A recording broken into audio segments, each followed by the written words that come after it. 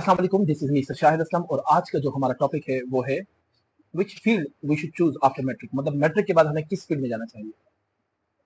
क्योंकि मैट्रिक के बाद ये सवाल हमारे जहन में पैदा होता है कि हम कौन सी फैकल्टी को चूज करें। हम प्री इंजीनियरिंग को चूज करें, प्री मेडिकल को चूज करें, कॉमर्स को चूज करें, कंप्यूटर साइंस को चूज करें या आर्ट्स को चूज करें।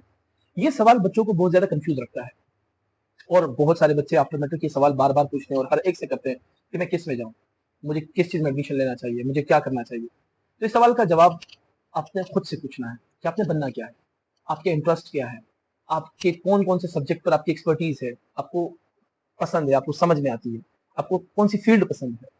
ठीक है, if I talk about your basic, अगर आप अपनी बेसिक के बारे में जाने, व्हेन आई से बेसिक इट मींस आपकी 9 और मैट्रिक। अगर आपकी 9 और मैट्रिक में बेसिक अच्छी है, means your math is good, your chemistry is good, your physics is good और your bio is good, then you can choose any of faculty and you can go. लेकिन before selecting any faculty आपको उस faculty के बारे में, उसके scope का पता होना चाहिए कि आप जिस मुल्क में रहते हैं या जिस शहर में रहते हैं, आया उसका स्कोप यहाँ पे है या नहीं, और उसके आपके पास कितनी अपॉर्चुनिटीज आती है। दूसरी चीज, आप ये लाजमी देखें कि आप जिस फैकल्टी को चूज कर रहे हैं, क्या उसमें जो उसकी जो मेजर सब्जेक्ट्स हैं, क्या आपकी उसके ऊपर कमांड है, क्या वो आपको समझ में आते हैं, या आपके पास उसकी बेसिक नॉलेज है। बेसिक नॉलेज बनाई से अगेन, ये 9 मैट्रिक में जो आपने पढ़ा है उसके बारे में कि आपकी उसके ऊपर कमांड है या नहीं। आपको माने नहीं मैं कर लूंगा, जैसे मैट्रिक कर ली वैसे कर लूंगा।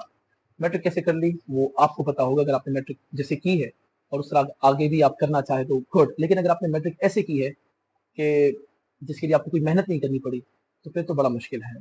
मुश्किल इसलिए है क्योंकि फर्स्ट और सेकंड ईयर जो होते हैं ये आपकी जिंदगी के वो 2 साल होते हैं जो आपकी पूरी जिंदगी को डिसाइड करते हैं, पूरे आपके मतलब आपकी एकेडमिक लाइफ को डिस्क्राइब कर लेते हैं और उसका बल्कि उसको कंक्लूड कर लेते हैं। उसके बारे में आप you can make a decision, anybody can make decision about you कि भाई आपका फ्यूचर कहाँ पे हो सकता है, या आफ्टर एंटर आप कौन कौन सी अपॉर्चुनिटीज को मिस कर लेते हैं।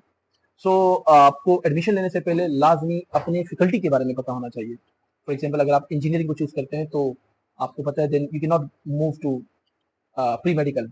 जब आफ्टर इंटर आप फिर मेडिकल की फील्ड से बिल्कुल आउट हो जाते हैं, और अगर आप मेडिकल को चूज करते हैं तो फिर आप इंजीनियरिंग से बिल्कुल कट हो जाते हैं। हाँ, अगर आप इंजीनियरिंग को चूज करते हैं और मेडिकल को चूज करते हैं तो आपके पास कॉमर्स और आर्ट्स के दरवाजे खुले होते हैं। मतलब वो आपने सेकंड ईयर कर लिया, उसके बाद अगर आप आगे जाके कॉमर्स की फील्ड में जाना चाहें, आप आर्ट्स की कुछ डिपार्टमेंट में जाना चाहें, तो आपके पास उनके डोर्स ओपन होते हैं। ठीक है, और इंजीनियरिंग वालों के लिए फिर कंप्यूटर साइंस के डोर्स भी ओपन होते हैं। तो ये है कि आप डिसाइड करें कि आपने क्या करना है। लेकिन अगर आपको समझ नहीं आ रही कि मुझे, आप बहुत ज़्यादा कंफ्यूज है इस वक्त, तो सबसे बेहतरीन मशवरा मेरा ये है कि आपने इंजीनियरिंग को चूज करके, अगर आपको मेडिकल नहीं लेना, अगर आपने डिसाइड कर लिया मुझे मेडिकल की